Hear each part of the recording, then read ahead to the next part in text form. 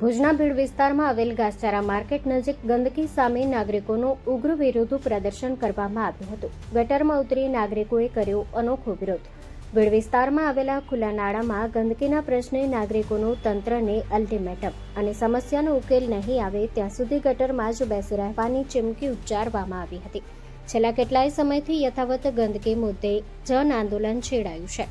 ભુજ નગરપાલિકા દ્વારા કરવામાં આવેલ પ્રી મોન્સૂન કામગીરી સામે સવાલ ઉઠ્યા છે। ગંદકી અને દુર્ગંધથી કંટાળેલા નાગરિકો નાળામાં ઉતર્યા હતા। ઉપરાંત ભુજમાં ઘાસચારા માર્કેટ નજીક ગંદકી મુદ્દે તંત્ર સામે રોષ જોવા મળ્યો હતો। સાથોસાથ ગટર સાફ કરો, શહેર બચાવોના સૂત્રોચ્ચાર સાથે વિરોધ પ્રદર્શન કરવામાં આવ્યું હતું। જ્યાં સુધી કાયમી ઉકેલ નહીં આવે ત્યાં સુધી લડત ચાલુ રહેશે તેવી શહેરી જનસંઘર્ષ મંચે એલાન કર્યું હતું। નાળા સફાઈ માટે તાત્કાલિક કાર્યવાહી કરવાની માંગ સામે ભુજ નગરપાલિકાના પ્રમુખ શીતલભાઈ શાહે પ્રતિક્રિયા આપી અને ભુજ શહેરમાં નાળા સફાઈની કામગીરી નિયત મુજબ કરવામાં આવી રહી છે તેવું જણાવ્યું હતું। મોહમ્મદભાઈ, ખાસ કરીને વાત કરવામાં આવે તો આજે જે તમે ભીડ નાકા પર જે નાલામાં ગંદા પાણીમાં ઉતર્યા છો, શું મુદ્દો છે અને શું માંગ છે? કઈ રીતે આ પાણીમાં તમે કેટલો સમય? છેલ્લા કેટલાક વર્ષોથી આ જે જગ્યા છે એ સમસ્યાનું એપિસેન્ટર બની ગયું છે। પ્રશાસન આ બાબતથી પૂરેપૂરું માહિતગાર છે। મૂંગા પશુઓ ઘૂંટણસામાં પાણીમાં દરરોજ ઊભા રહે છે। આજુબાજુ રહેતા ઘાસચારાના વેપારીઓ, બીજા લોકો, અવરજવર કરતા લોકો, હનુમાન મંદિર પાસે દર્શનાર્થે આવતા લોકો આ જગ્યા જોઈ રહ્યા છે। ટુરિસ્ટો પણ જો બહારથી કોઈ આવે ને અહીંયા બ્રેક કરે તો એ લોકો પણ આ ઇમેજ લઈને જાય છે ભુજની કે આ ગંદો નાલો જે છે। ઘણી વખત વિદેશીઓ આ નાલામાં ઊભેલી ગાયોના ફોટા પાડતા હોય છે। ત્યારે આપણને દુઃખ થાય કે ભુજના ભીડ નાકા પાસે એક જે જાહેર સ્થળ છે એ સ્થળ ઉપર આ પ્રકારની સમસ્યા એ ભુજનું ખરાબ લગાડે એવું છે। અને આપણે સતત એ જ્યારે પ્રી મોન્સૂનની કામગીરી ચાલુ હતી ત્યારે જવાબદાર કર્મચારીઓને આ બાબતે ધ્યાન દોરવામાં આવ્યું છે કે આ પાણી નિકાલ થાય એના માટેના પ્રયત્નો કરશો, પરંતુ એમણે કોઈને કોઈ બહાના કરી અને આ પાણીનો નિકાલ થાય એના પૂરા પ્રયત્નો કરતા નથી।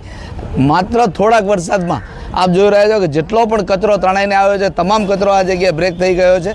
તો આના ઉપર સુપરવિઝન કરનાર કર્મચારીઓ, જવાબદાર અધિકારીઓ જે પણ હોય એમની સામે પગલાં લેવા જોઈએ।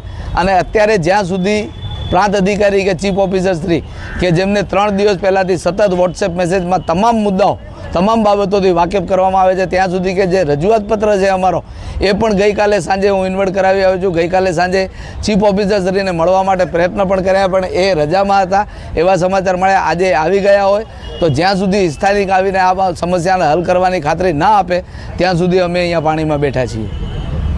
હવે જો નાલા સફાઈની જે વાત થઈ રહી છે, એ જે ઘાસ ડેપો અને ત્યાંના ભીડ નાકા ઉપર જે નાલો છે, નાલો ગત 4 તારીખે અમારે જે નાલા સફાઈની ઝુંબેશ હતી એમાં એ સાફ કરાવી ચૂક્યા છીએ અમે। એ દરમિયાન પછી વરસાદ પડ્યો અને કાદવને જે આવ્યું છે એ પણ અમારે નક્કી જ કરેલું છે કે જે વરસાદ પડ્યા પછી પણ નાલામાં પાછો કચરો આવે તો અમે સફાઈ કરાવશું। અને જે 4 તારીખે સંપૂર્ણ બધું સાફ હતું એના મારી પાસે વિઝ્યુઅલ પણ છે, ફોટોગ્રાફ છે, અમારા જેસીબી ઉતારીને અમે સાફ કર્યું છે, ત્યાંના નગરસેવકો સાથે રહીને સાફ કરાવેલું છે।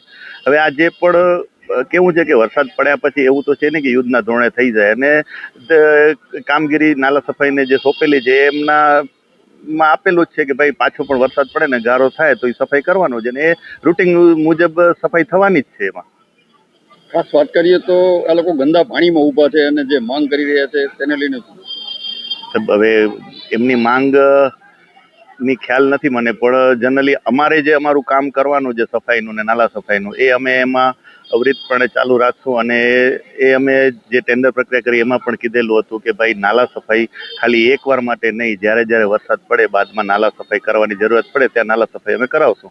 એ અમારું કામ ચાલુ જ છે અને ચાલુ જ રહેશે।